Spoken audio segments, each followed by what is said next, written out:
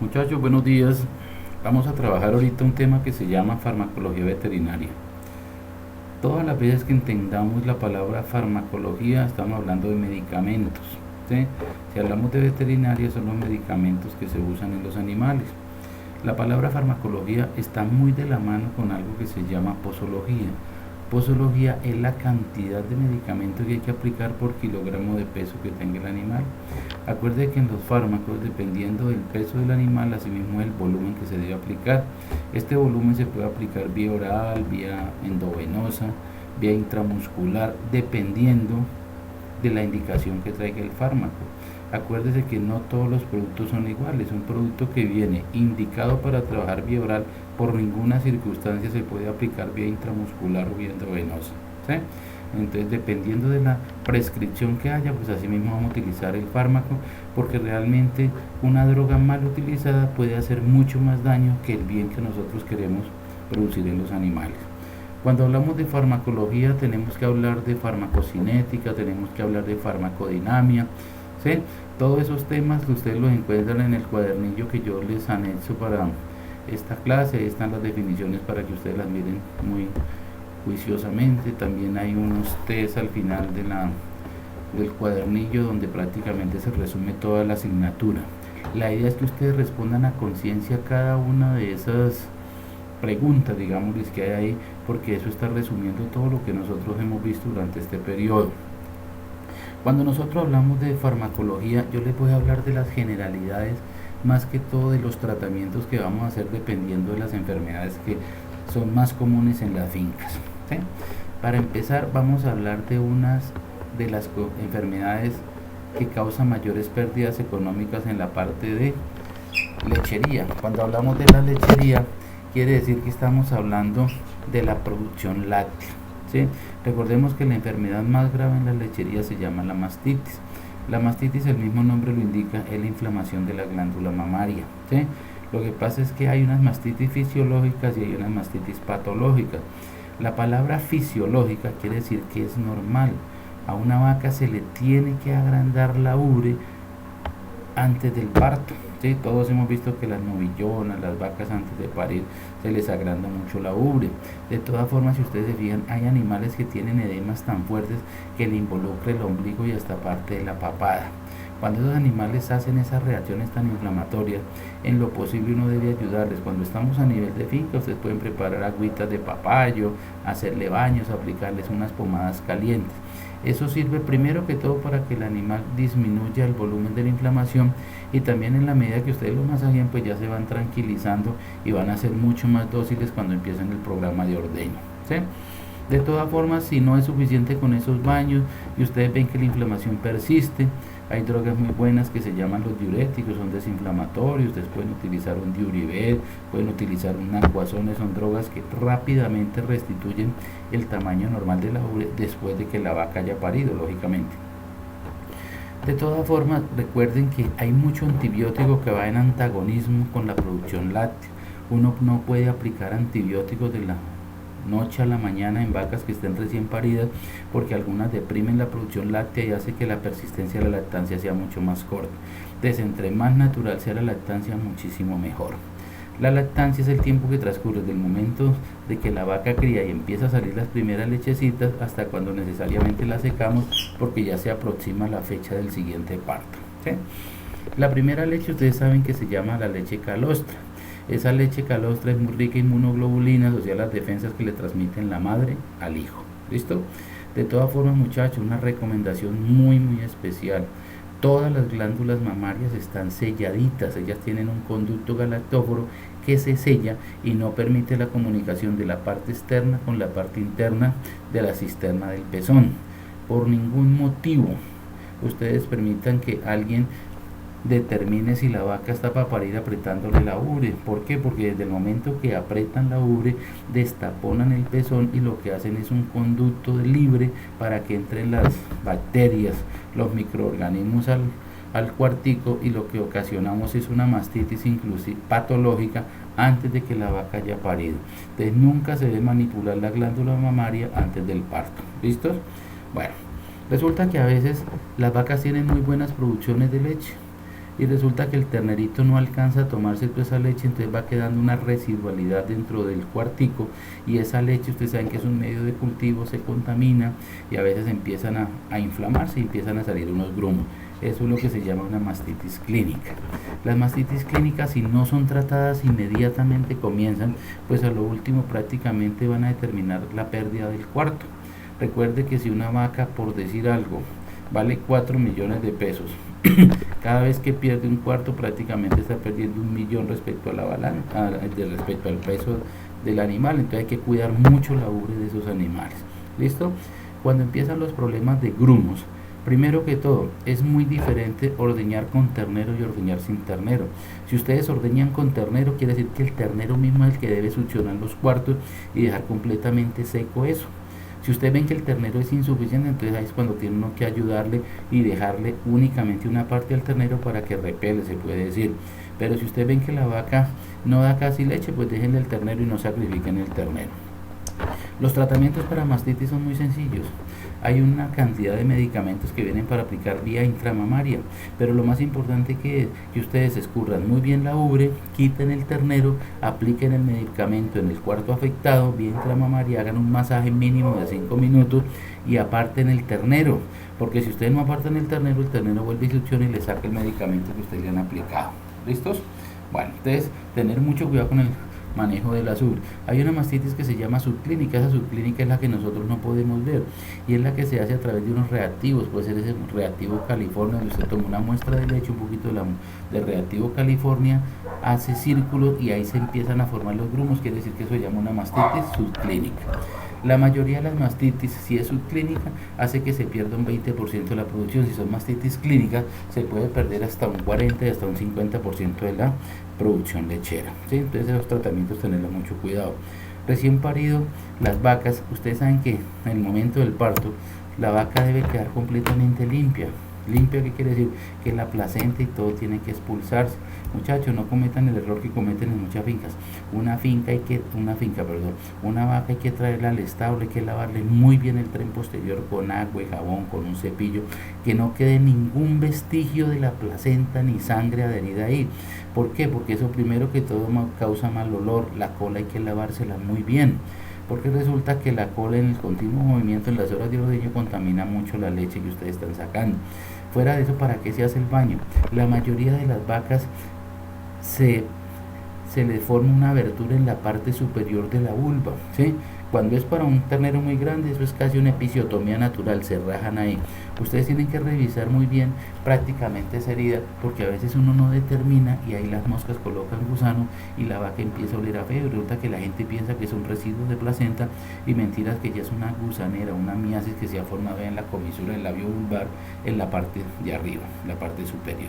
Entonces, muy bien lavadito es. En el evento de que la vaca tenga retención de placenta, pues ustedes determinan eso muy fácil por el olor. Acuérdense que todos los animales deben botar en su totalidad la placenta. Si no la botan en la totalidad, empieza a descomponerse en la parte interna y eso huele muy desagradable. Entonces ustedes determinan ese tipo de olor, se colocan un guante, utilizan unos óvulos, puede ser antiespumantes de antibiótico, puede ser óvulos de terramicina, óvulos de metribet que vienen intrauterinos y se le colocan en el conducto de parto, en el cervix. Se le colocan 3 el primer día, el siguiente día 2 y el último día 1, y prácticamente con eso ya solucionan el problema. Pero antes de aplicar esos óvulos hay que tratar de sacar los residuos de placenta, hay que alarlos con cuidadito.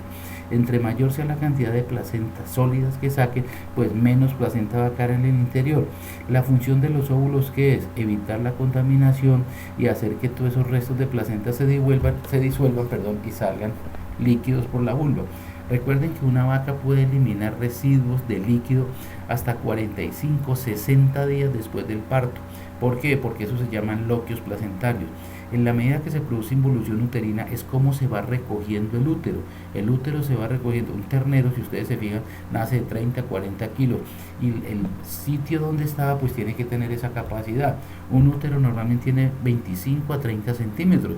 Y para que salga un ternero que tiene casi 1 metro de largo, pues quiere decir que el útero tiene que recoger toda esa cantidad. En la medida que el útero se va recogiendo, va botando todos esos residuos que tienen en el interior y se llaman loquios placentarios. Mientras eso no huela feo, no hay problema, pero cuando eso empieza a oler a feo, ustedes tienen que aplicar nuevamente un tratamiento para retenciones de placenta, que son las famosas metritis. ¿Listo? Bueno, también hay que hablar de mal de tierra, muchachos. Acuerden que en estas épocas de mucho invierno, en todos los suelos hay una bacteria que se llama Sphaeroporus necroporus, ¿sí? Eso quiere decir que produce necrosis, pudre el casco. Entre más blando sea el casco, esas bacterias se introducen dentro del casco, lo van ablandando y los animales empiezan con cojeras. Entonces, por favor, cuando haya ese problema, recuerden que en todos los establos, en todas las porcícolas, hay que manejar algo que se llama los pediluvios, ¿sí? Para que los animales metan las paticas ahí en unas soluciones de sulfato de cobre y formol para que se endurezca el casco. Si ustedes no tienen acceso a eso, simplemente manejen un spray en una botellita donde tenga revuelto más o menos 10% de sulfato de cobre, 10% de formol, el 80% lógicamente de agua. Eso lo preparan y le echan en un spray, ya sea a los cascos de las vacas, de las marranas, de los animales que presenten las lesiones. ¿Listo? Entonces, ese mal de tierra hay que cuidar mucho los animalitos en épocas de invierno. Bueno, resulta que ese mal de tierra también está asociado con deficiencias de yodo. Todas las veces que hay una cojera, porque se ha ablandado mucho los cascos, ustedes deben aplicar yodo, ¿sí? El yodo, hay hartas presentaciones comerciales, el yodo Quimfar, el neobacteriol, el Conabón, el Libanal, bueno, el que ustedes consideren lo pueden aplicar. Por favor, no me dejen de aplicar las vacunas, ¿sí? Yo siempre he molestado, recién nacido pues se aplican la vacuna contra la peste la vacuna contra la fiebre aftosa. Esa vacuna contra la fiebre aftosa ojalá es del primer mes, porque la revacunación le quedaría en 6 meses. Si ustedes no lo hacen al primer día de nacido, hasta los 6 meses vuelven a vacunar ese ternero. De siempre esa vacuna, la vacuna triple en ganadería, y sobre todo es muy importante cuidar muy bien la desinfección de ombligo. Acuérdense que hay una enfermedad que se llama colibacilosis, que es producida por una bacteria que se llama Escherichia coli.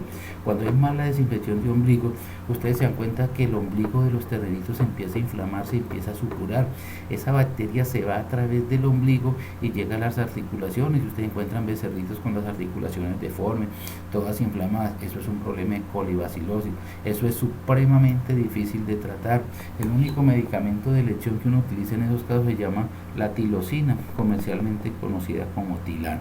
Pero la idea es que todos los ombligos hay que hacerle muy buena curación, hay que mantenerlos secos, en este caso los animales, hacerles, es decir, ligarlos, aplicarles yodo y que permanezca sequito. Con que ustedes hagan eso no van a tener problema. En la mayoría de las fincas todavía utilizan una bacterina, que es la vacuna contra la peste bor. Esa vacuna, si en la finca ya la aplican y el ganadero confía en eso, pues que la sigan aplicando. Pero ustedes comprometan a hacer una buena desinfección de ombligo, que con eso nada más no van a tener problema de colibacilosis. Y si quieren reforzar al animalito, pues apliquen un poquitico de Cetifur, ¿sí? Se aplica 1 centímetro por cada 50 kilos en los primeros 5 días de nacido, y eso funciona muy bien. En cerdos funciona espectacular, ¿sí? Para evitar todos los problemas de diarreas y todas esas cosas producidas por coli. Cuando nosotros hacemos las vacunaciones, yo les decía que se vacunaba contra carbón sintomático, edema maligno, insecticemia hemorrágica. Recordemos que la septicemia hemorrágica es la misma fiebre de los transportes, ¿sí? El animal se llena de turupes por todo lado porque nosotros tenemos una bacteria, ¿sí? Esa bacteria, lógicamente, es la que ocasiona ese problema de la septicemia hemorrágica. Entonces, cuando te encuentran en los animales así, después de un estado de estrés muy fuerte, entonces simplemente hay que aplicar antibióticos a base de penicilina. Acuérdense del control de parásitos. Hay que tener mucho cuidado cada vez que hagamos una cirugía, todo lo que son limpieza, desinfección, asepsias. Hay una enfermedad que se presenta mucho en los llanos orientales, por aquí lo he visto en algunas fincas, que se llama tornillo, que es prácticamente la pudrición de la cola. Poco a poco se va pudriendo porque resulta que le causa una herida y le cae una bacteria gangrenosa que se va comiendo la cola, por aquí le llaman tornillo. Entonces hay que amputar en la parte de arriba donde va la lesión y hay que cauterizar. Entonces tener mucho cuidado con eso. Los topizados se hacen por manejo, muchachos. Acuérdense que el topizado, lo ideal es hacerlo recién nacido el animalito con la crema descornadora, pero si a ustedes se les pasa un poquitico, entonces les toca hacerlo en el destete, y en el destete tienen que quitar el disquito germinal del cacho y quemar con un topizador que es calientico, pues para cauterizar y que no haya problemas. Las castraciones normalmente se hacen cuando el animal en lo posible tenga entre 250 y 300 kilos. Acuérdese que entre más tiempo le permanezcan los testículos a un animal, más va a crecer, más se va a desarrollar ese animal. Entonces, todas las veces que vayan a hacer una castración, lo ideal es que sean animales grandecitos, a no ser que de pronto ustedes tengan machos revueltos con hembra, pues sí toca castrarlo, porque el macho empieza a molestar a las hembras y deja de comer por estar pendiente de ellas. ¿Listo? Bueno, cuando hablamos de coccidiosis, la coccidiosis es muy común en terneros. Todas las veces que ustedes vean animales que están deslechaditos, que la vaca no les produce suficiente leche, ellos a veces se ponen a tomar agua por ahí, a comer tierra, y en la tierra hay un coccidio, entonces empiezan unas diarreas de color oscuro, eso se llama coccidiosis. Entonces para eso se utilizan los amprolios, el coccigan, el coccistar, se utiliza una papeleta por cada 50 kilos, es supremamente fácil. Preparan una botellita con media papeleta de cualquier producto de eso y se lo dan bebido al ternero, y eso al otro día prácticamente está bien. Si no amanece bien, le preparan la otra media papeleta y se soluciona el problema. Tengan mucho cuidado cuando le suministren eso a los animales. A veces le levantan mucho la cabeza al ternero y se le va a los pulmones, y en lugar de curarle la coccidiosis le dan una neumonía. ¿Listo? En los animales bovinos casi no se presentan enfermedades respiratorias como si se presentan, por ejemplo, en los cerdos. En los cerdos hay mucho problema de respiración, porque sobre todo que las cocheras son desprotegidas en las horas de la noche, y las fuertes corrientes de aire hace que causen muchas lesiones a nivel de pulmones. Entonces acuerden que hay que controlar la ventilación en las cocheras, controlar la ventilación en los pollos. Los cambios bruscos de temperatura causan rinitis, y eso afecta muchísimo la eficiencia en el caso de crecimiento de los pollos. En el caso de los cerdos causan una tos seca, y esa tos seca inclusive va ocasionando muchas lesiones en los pulmones. Entonces tienen que aplicar drogas como sulfatrimetropina, o sea el quimotripin, que funciona muy bien para problemas respiratorios en los cerdos, ¿sí? En los cerdos hay que tener mucho cuidado con problemas de fotosensibilidad. Hoy en día las razas nuevas son muy eficientes, pero resulta que también son fotosensibles, por eso es que las cocheras en su mayoría son cubiertas. Un cerdo que se expone demasiado al sol, se le pelan muy feo las orejas, lo que es el dorso se pone muy feo, y para eso ¿qué tienen que hacer? Aplicar cualquier medicamento a base de aloe de vera, aplicar vitamina A y aplicar unas cremas protectoras. ¿Listo? Bueno, cuando hay problema de hongos, los hongos también se llaman sarcoidosis, porque son producidas por un ácaro que se llama Sarcoptes scabiei, por eso se llama sarcoidosis. Pero también hay sarnas demodésicas, ¿sí? O sea, producida por un ácaro que se llama Demodes folliculorum. Todos esos ácaros causan lesiones parecidas. La idea cuál es, que cada vez que haya problema de ácaros hay que controlarlo antes de que se produzca en mayor cantidad, porque las lesiones son muy grandes. Acuérdense que los ácaros como tal respiran, entonces con cualquier crema que ustedes apliquen, cualquier aceite, lo que hacen es ahogar esos animalitos. En los perros es muy común que se presente el problema de ácaros. La gente los controlaba fácil con ivermectina, pero la ivermectina que se utiliza en la ganadería es demasiado fuerte para los animalitos. Hoy en día, ¿sí? Hoy en día hay ivermectina especial para perros. Se maneja una pasta de esa ivermectina para perros por cada 15 kilogramos de peso. Inclusive hay Nexgar, hay una que se llama Simpar, que funciona supremamente bueno, ¿sí? Bueno, en el caso de farmacología pensemos mucho también en las deficiencias.